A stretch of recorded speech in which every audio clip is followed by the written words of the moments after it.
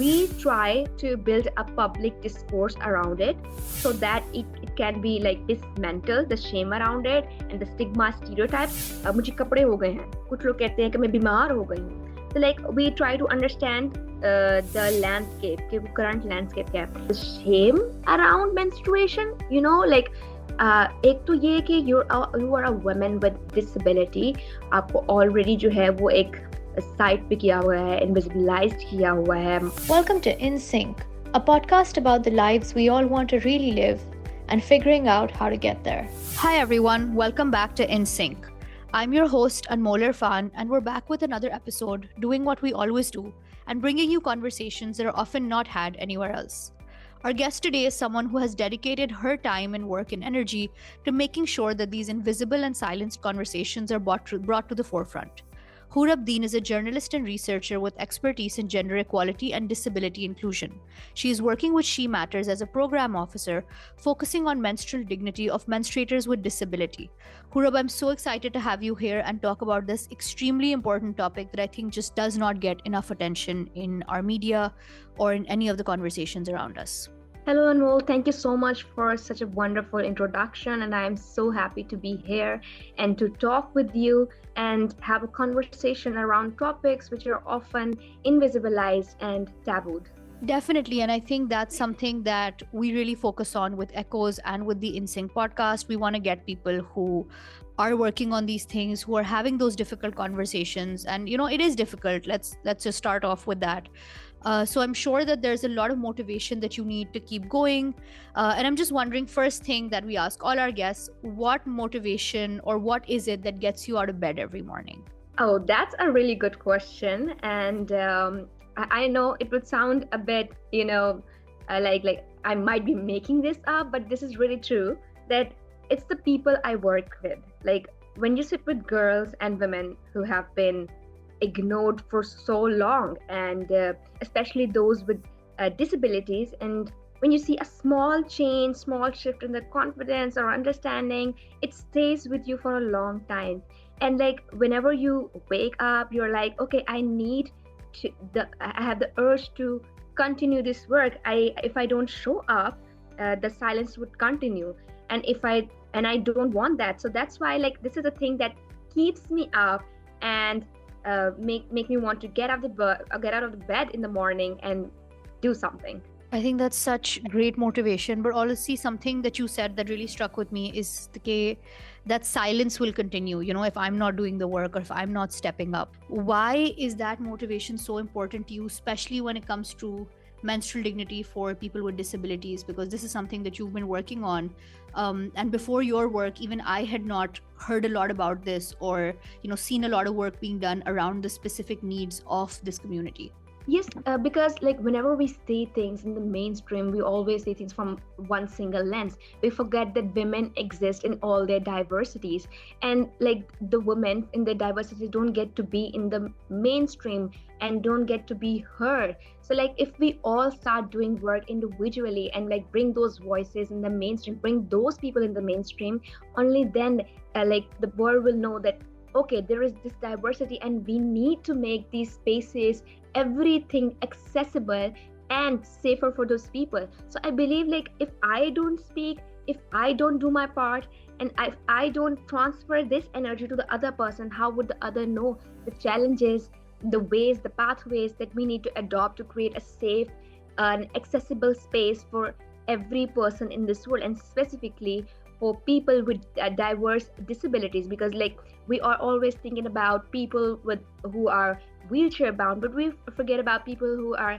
visually impaired, people who are hearing impaired, and specifically those with learning disabilities like autistic people, dyslexic people. So like we need, it's not just about those visual disabilities, but also the learning disabilities. So like we need to bring these voices in the mainstream, in the main discourse, so that the world knows that these are the people who exist, these are the people who deserve their rights, and these are the people we need to work with and we need to understand. Definitely. And I think that's a very important misconception that you've cleared up, that disability is only visible, like a physical handicap or being in a wheelchair. Are there any other misconceptions that you've seen that people have in our society around both menstrual dignity and specifically, menstrual dignity for people with disabilities? Yes. Like when I was working with people and like in the communities, and I learned from them that people usually think that women with disability do not menstruate and do not have a reproductive health system, and they think that like the products, the sanitary products, the educational material that is available to them for menstruation is easy to understand, easy to comprehend. But the thing is, people, the women with who menstruate also have their reproductive health. Women with disability menstruate, and they have special needs. The sanitary products must be according to their needs. They should be accessible. The education material, the advertisements, social media, everything must be accessible to them. And there is also this thing, like people think that uh, uh, the women with disability, menstruators with disability, cannot manage their menstruation themselves. So they think mostly people go for hysterectomy, and which is against their body consent, their consent. Yes, in some cases it is like something mandatory, because we find out that like through consultation with doctors that okay, वो जो है ये manage नहीं कर पाएंगे, it's going to be painful for them, so like okay, let's go for hysterectomy. But in some cases, even when they can manage, just because of the burden of telling them, teaching them, or guiding them, and the burden of caregiving, people just go for hysterectomy. And उसके साथ साथ ये भी है कि there is this concept of consent as well, body autonomy as well. Like we've always seen people like in name of caregiving are forgetting about the consent for the menstruators with disability. So like basically they don't have the right to choice in these conditions as well. And another factor is that the shame around menstruation, like एक तो ये कि you are a woman with disability, आपको already जो है वो एक side पे किया हुआ है, invisibilized किया हुआ है, peripheries में you are like stuck, and then आप menstruate करते हैं, उसका double जो है वो stigma जो attach है उसके साथ, they face that. And like upon conversation with young girls, I remember there was this one girl who shared के अगर मेरे भाई को या मेरे पापा को पता चल गया कि I am on my periods, then लड़ाई हो जाएगी घर में. And I asked like, why do you think this way, and who told you? And then she was like, no one told me, but this would happen. So I learned from this. I understood that there are some stigma, stereotypes attached to menstruation, and then women with disabilities, and like combining this, वो बहुत complex हो गए हैं, and like creating practices जो कि उनकी health के लिए बहुत हार्मफुल है. Yeah, and thank you for pointing out the aspect of shame as well, right? It's so important, especially जो आपने बोला कि भाई को पता चल जाएगा, बाप को पता चल जाएगा. That really limits the access to care that even able-bodied women have. So obviously, for someone with disabilities who's struggling more, does this shame increase? And more importantly, how are your campaigns helping women manage this shame and this mindset, first of all? We are actually like engaging with young girls with diverse disabilities through special education schools, and like we're engaging with them through conversations, through games, and through activities like plays. Like first we try to understand what they think of menstruation, and then we try to understand like how do they treat it, कि वो कैसे जो है उसको देख रहे हैं. We understand कि अच्छा वो menstruation के लिए they're using different words as well. कुछ लोग कहते हैं कि मुझे कपड़े हो गए हैं, कुछ लोग कहते हैं कि मैं बीमार हो गई हूँ. So like we try to understand the landscape, कि वो current landscape क्या है, and then we build on that. कि first of all we need to debunk this thing that menstruation is not a disease, it is a biological natural process. फिर उसके साथ साथ we build कि shame, what is this, like this shame about it. like जैसे like we tell people like आपकी body पे कोई cut लगता है, you don't like feel bad about it, you clean it and then you put a band-aid on it. Like what is the difference?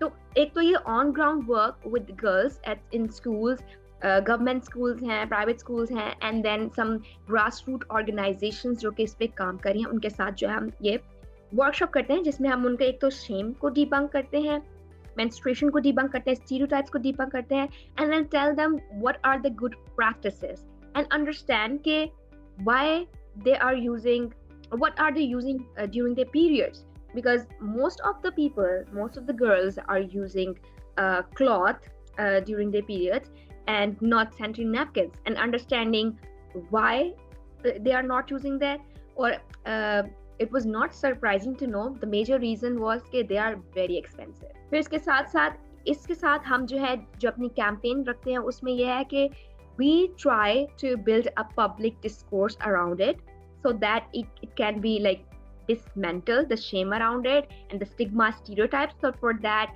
we are doing like painting mural walls, engaging these girls with diverse disabilities, जैसे education institutes हैं, public spaces हैं, so that a discourse can be generated कि okay, like this exists and this is a reality and we need to build spaces which are accessible to them.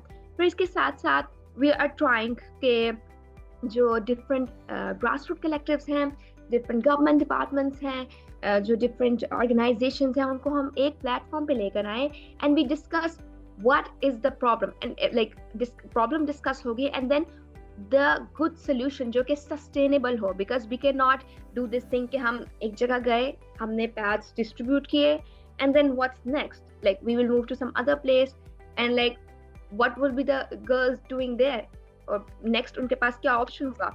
So there should be something that is sustainable. फिर इसके साथ there are organizations, there are civil society organizations, grassroots collectives which are working on different aspects of disability. So like we are trying to indulge them in this work and tell them like, okay, it's not just about I am doing work on education, so I cannot do work on or educate or aware people about menstrual dignity. Like we all can bring in together work and bring in our expertise and do work around it.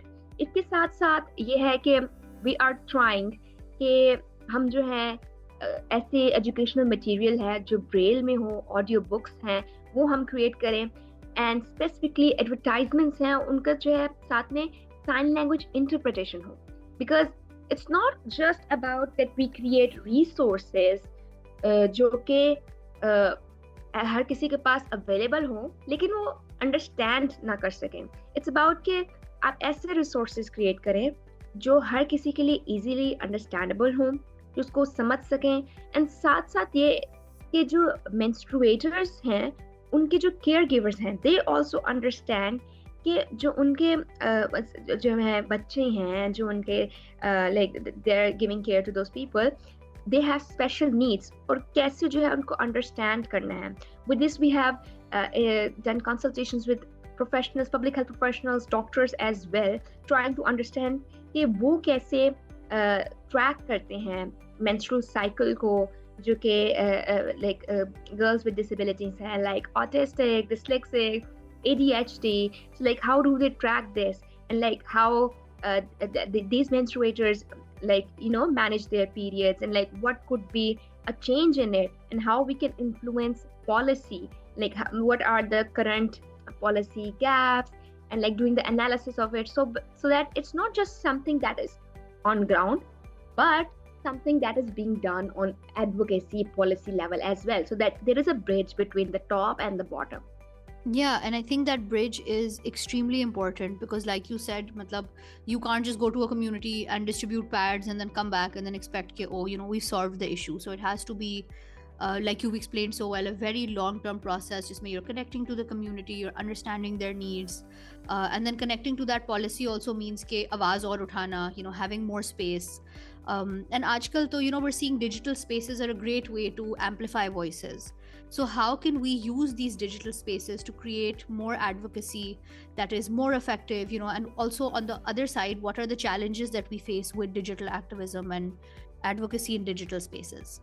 Okay, like digital spaces have huge potential, especially for reaching people who might never attend a workshop or discussion in person. But we need to move beyond just posting information, posting carousels, posting reels. Advocacy online should be interactive, like stories, lived experiences, and specifically sign language interpretation, visual guides, uh, things that are actually accessible. And with this, I believe the challenge is that digital advocacy can sometimes become performative because people engage with the post but don't take action beyond that. It's just something for sometimes aesthetics. And there's also this issue of accessibility. Not all content is inclusive for person with disabilities. And of course, misinformation as well. It spreads very, very easily online. So the goal should be meaningful engagement, not just visibility. So like devising um, a digital campaign or digital spaces strategy, which ensures not just engagement but action as well, and also ensures accessibility. And we should also, like when we are talking about AI, when we are talking about social media, there is always this issue or threat or challenge about misinformation. So like we need to be like educate people on like how to interpret information, how to कैसे हमने देखना है कि कौन सी information जो है वो correct है, हमने उसको कैसे जो है कंपेयर करना है. We need to investigate on that and then believe, and also on like के हमने कौन सी इंफॉर्मेशन जो है वो शेयर करनी है. So like in digital spaces ko we need to make accessible, we need to make them more action oriented, and also more of safe spaces. Definitely. And I think more and more people who understand this, not just potential of digital spaces, but then also how to really make them safe. It helps us get involved in these campaigns, even if we are not experts like yourself. And then that increases the kind of voices that are within these spaces. And of course, digital activism doesn't only limit itself to this topic, right? In you yourself, you have experience working on such a wide variety of areas. You work particularly with women rights in so many different forms, with so many different campaigns. What's the most challenging project you've worked on so far, and why? I think the most challenging one is actually the work on menstrual dignity, because there is so much shame around it, and it is really, really difficult to open up with the girls, because they're like so shy, and they think that like, it's not good to talk about it. And recently when I was having a conversation, so and the girls were saying that we cannot talk about it, and like it's really hard to get the information, to get the myths, the stereotypes, the stigma out of it. So like, and even there was this once the teacher said that I told them about like this, like why it shouldn't be something कि मतलब you are so shy and so like thinking that it's disgusting that you cannot talk to it about with any other person. The teachers, the attendants were like नहीं हम इस तरह नहीं कर सकते हैं, ये तो हमारा culture है, norm है. Like this was the, like I felt at that moment कि हमने हर बुरी चीज को या हर वो चीज which is actually suppressing the women and putting them to the side, हमने सोच लिया कि वो हमारा कल्चर है, वो हमारा नॉर्म है, which is not our culture and norm. और इसको जब नॉर्मलाइज कर दिया है, जिसकी वजह से people think that it's okay, it's fine, तो जो इसके साथ स्टिग्मा अटैच है उसकी वजह से we have felt this very much difficulty in connecting with people, कि कैसे जो है हम उनसे बात करें and like tell them that it is okay, it is natural, it is totally fine, and I am here, like and we all are here and we need to talk about it. अगर हम इसके बारे में बात नहीं करेंगे then हमारी health effect होगी. If our health is not okay, how are we gonna perform, how are we gonna like spend a good life? So like उसके लिए आपको बहुत basic से start करना पड़ता है, उसके ऊपर build on करना पड़ता है. And recently like when I was at a school, so I realized कि अगर मैं यहाँ पे आई हूँ, मैंने एक दफ़ा लड़कियों के साथ बात की है, it was a session with girls with hearing impairment, so I thought कि मैं जब यहाँ से चले जाऊँगी तो these caregivers would again like enforce that like stigma on them. So like मैं तो यहाँ से चले जाऊँगी, but when they ask these questions again, then वही दोबारा इन्फोर्समेंट होगी उन्हीं लाइक आइडिया के, उसी थिंकिंग से, like what am I gonna do, like जो मैंने उनका थोड़ा बिल्ड करने की कोशिश की, then I realise okay let's try, will try to pitch के हम इस स्कूल में या इस जगह पे हर महीने एक दफा आए, दोबारा हर महीने एक दफा आए, वी रिमाइंड देम, हम उनके साथ रिफ्रेशर करें और उनको थोड़ा थोड़ा दोबारा जो है ना याद करवाते रहेंगे okay it's fine, it's totally, because एक जो सालों से मिथ बनी है, सालों से स्टिग्मा है, उसको एक दफा जाके मिलके हम नहीं तोड़ सकते। तो जो फर्स्ट इंटरेक्शन होती है ऑब्वियसली वो जो है कम्युनिटी की तरफ से जो रिस्ट्रिक्शन आती है कि we can not talk about it, no it's not fine, and then girls की तरफ से वो शाइनेस के like I can not talk about it, and फिर से वही कि मतलब I don't think so it's necessary to talk about it, ये जरूरी नहीं है। तो इस सब को मैं like it makes a little bit difficult के अच्छा जो है we need to break through this ceiling and we need to connect with them so that they understand us and we understand them. And that's difficult, right? Constantly एक ही चीज को बार बार hammer in करना, like you said, it's a lot easier कि आप एक दफा कहीं चले जाओ and you know you're like okay I've done the workshop, now the work is done. Whereas with this, like you said, you constantly need to be following up, so you need a team who is an expert in that community or that community's needs. You need someone who is willing to travel to go back again. It's not, Yes, you can't exactly. just Mhm. So And there is this one thing as well, I'm so sorry, no, go for it.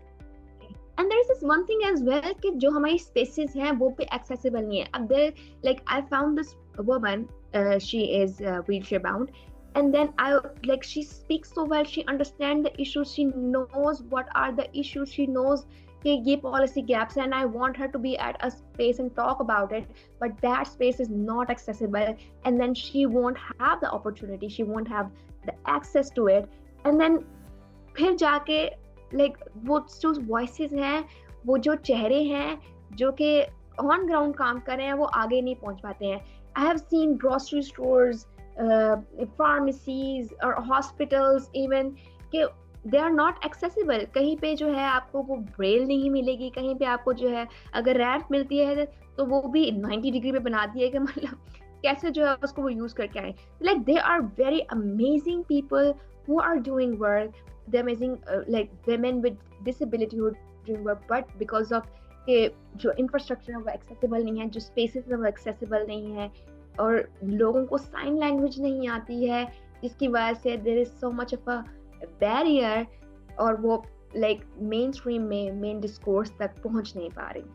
And we need to start breaking down those barriers, right? But it's so difficult, like you said, going back again and again. और एक mental load I'm sure होता है कि you know but if I haven't done enough for this community, what if I leave and everything goes back to the same way, and you're doing so many, and you're juggling so much. So how do you find balance within those spaces? Because I'm sure sometimes that can create a lot of anxiety and tension. You know, have I done my responsibility? Am I doing enough? Because there's always something wrong in the world, especially you know the roles that require a lot of emotional empathy and require your constant presence, like this one. I'm wondering how you balance with your own well-being and with the kind of work that you need to do. It's something I am still learning. I try to hold on to the positive moments, the small wins, and like the great connections that I make. They matter a lot in this work, and having a support system, it's always a good thing to have people you can talk to openly, and like you can share your experiences with, you can share your learnings, your reflections. This makes a huge difference, and this kind of work is actually very like can be sometimes emotionally heavy because you're constantly exposed to difficult realities. So for me, balance comes from setting like small boundaries, like allowing myself to step back a little when needed, and not feeling guilty about it, because I know if I won't have the energy to do the work, then how am I going to continue this work, continue this engagement with the people? So to do a better work, I need to have a better mindset, I need to have better emotional health, and for that I always take little breaks to have this detox, and share with people, share with my team that these are the reflections, these are learnings, this is like we need to work, this is what we're happy for, and we need to celebrate these little small wins. I think that's a great way to balance what everything that you've been doing and keeping up with the positive side of things. And that's also great advice for anyone who wants to get into this space, right? But that's actually what I wanted to end our conversation on, is what advice or tips do you have for everyday people to still be a part of the campaigns like the ones you run, if they want to, contribute and do their part, but they're also not experts? Yes, exactly. No, whenever I talk with people, when I've heard mostly people saying that I'm not an expert, I don't have expertise on this. So like I just want to say you don't have to be an expert to be a part of this work. Like you can start with conversations within your family, your community, your friends. Try to challenge harmful beliefs when you hear them. Like try to ask them, why is that so? Like start building on this. And if you're online, share accurate and inclusive information. If you work in education, health, or community spaces, think about how you can make your work more accessible. And like even small actions like ensuring a girl with disability has access to menstrual products or information can have a real big impact. And the advocacy doesn't always have to be big or visible. It starts with these small actions, and sometimes it's quiet, sometimes it's in our home spaces. It's just about the consistency and the efforts that create a long-term change that is building and building. I think for anyone who's listening who wants to be a part of these campaigns, all of these tips are such a great place to start, and a great conversation to leave you guys on. Hourab, thank you so much for all your insights and for the work that you're doing. I'm going to be linking Hourab's work and her campaigns down in the description below if any of you would like to reach out and be a part of it. And I would really encourage you to be a part of some sort of campaign in some way or form, or at the very least educate yourself about these conversations that we're trying to have, and like Hourab said, are silenced, are invisibilized. And to all our listeners, thank you so much for always tuning in, and we'll be back very soon with another episode.